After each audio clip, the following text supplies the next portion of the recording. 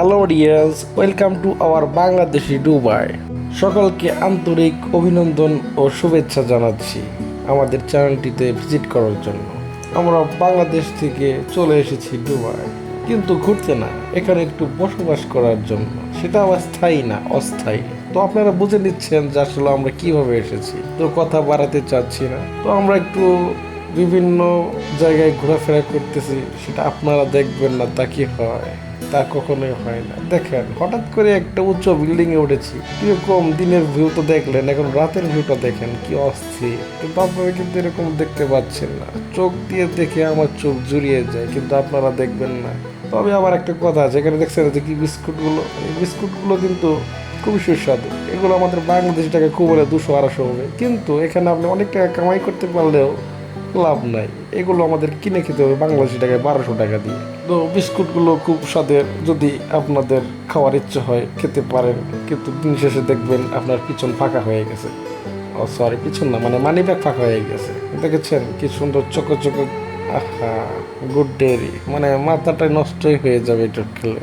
যাকে, আমি আর এসব নিয়ে কথা বলতে চাই না। যদি দাঁত ব্রাশ করতে চান, সেগুলো আছে সেন্সুডেন্ট বাংলাদেশি ভাইয়েরা। আপনারা এখানে যা ব্যবহার করেন ওখানে সেটাই পাবেন, কিন্তু এখানে অনেক ভিন্নতা আছে। এখানে কিনবেন 300 টাকা 400 টাকা দিয়ে, সেখানে কিনলে আমাদের বাংলাদেশি টাকায় কিনতে হবে 1200 টাকা দিয়ে। So sad. তো কিছুই বলার নেই। এখানে আসলে ভিআইপি লোকেরা থাকে। তেল চাল যা, মানে যা কিছু লাগে, তেল চিনি ডাল যেটাই খান না কেন ওভার প্রাইস। যদি বাংলাদেশি, আমাদের দেশে একটা রেকর্ড আছে, সেটা হচ্ছে সব জায়গায় আমরা জিনিসপত্র ক্যারি করতে ভালোবাসি। সেটা বিভিন্ন দেশের চাইতে কি আলাদা লেভেলের, এক্সট্রা লেভেলের মানুষ আমরা। তো যারা দুবাই আসবেন, এরকম খরচ বাঁচাতে চাইলে অবশ্যই এক বস্তা চাউল, সাথে ডাউল, আর সাথে তেল চিনি যা লাগে বস্তায় বস্তায় ভরে নিয়ে আসবেন। দেখবেন আপনার খরচ বেঁচে গেছে। দেখেছেন, সব কিছু এখানে সুপার শপে পাওয়া যায় প্যাকেটিং অবস্থায়। আমাদের মতো বাংলা বাজার নাই এখানে। আমরা ভিআইপি লোক হয়ে গিয়েছি। আমরা অস্থায়ীভাবে এখানে বসবাস করতে এসেছি, স্থায়ী বলতে পারি না। তবে এখানে ঘোরাফেরায় কোনো বাধা বিপত্তি নাই। যেখানে খুশি সেখানেই ঘুরতে পারছি, যা খুশি তাই করতে পারছি। আর যা খুশি তাই করা যায় না, একটু লিমিটেশন আছে। কিন্তু তারপরেও তো বুঝেন না, আপনারা দেখেন বাংলাদেশে কি দেখেন, এই গাছপালার মানে এভারেজ।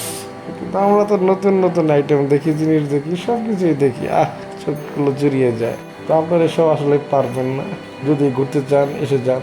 আবার ইফতারির সময়, এখন যেহেতু রোজার মাস, দেখেছেন আমাদের বাংলাদেশের মতো একটু বাইরে এরকম দোকানপাটে আয়োজন হয় ইফতারি। এখান থেকে আমরা এই সকল কিছু ক্রয় করে নিয়ে যাই। তো হঠাৎ করে একদিন ব্রুজ খলিফা গিয়েছিলাম। মনে করেন কিছুদিনের মধ্যে ওখান থেকে ঝাঁপ দেবো, সেই ভিডিওটা রিলিজ করতে যাচ্ছি। কেবল শুধুমাত্র একটু ফটোশ্যুট নিচ্ছি। যেদিন আমি ঝাঁপ দেবো উপর থেকে, সেটা আপনাদেরকে দেখাবো অবশ্যই। ফ্লাইং করবো, যাকে বলে কি স্কাই ডাইভিং। হেলিকপ্টার থেকে করে, কিন্তু আমি হেলিকপ্টার থেকে করতে চাই না। আমি একটু দুবাই বুর্জ খলিফার উপর থেকে জাম্পিং করতে চাই। সেটা আপনাদেরকে আমি নোটিফিকেশন পাঠিয়ে দেবো, অবশ্যই আপনাদের কাছে পৌঁছে যাবে যেদিন চাপ দেবো। তো বুর্জ খলিফা দেখতে সত্যি চোখ জোড়ানোর মতো। আপনারা তো ডিসপ্লেতে দেখছেন, যদি বাস্তবে দেখতে পারতেন, চোখ আপনাদেরও জুড়িয়ে যেত, কিন্তু আপনি পারবেন না। দেখেন, মোবাইলেই দেখবেন, কি আর করার আছে। একটু জুম টুম করে দেখাচ্ছি। তো আসলে খুব আনন্দে আছি। আবার হঠাৎ করে এই কিছুদিনের মধ্যে একটা বিনোদন মেলা হলো, খুব গান বাজনা। এখানে হট্টগোল, সে যার মতো নাচা গানা করছে। এখানে একটা অসুবিধা আছে, যেমন দুবাইয়ের যে নারীগুলো আছে না, এগুলো দেখলে আপনারা তো পুরো হারিয়ে যাবেন। এগুলো দেখাতে পাচ্ছি না, বিকজ অবশ্যই লিমিটেশন আছে।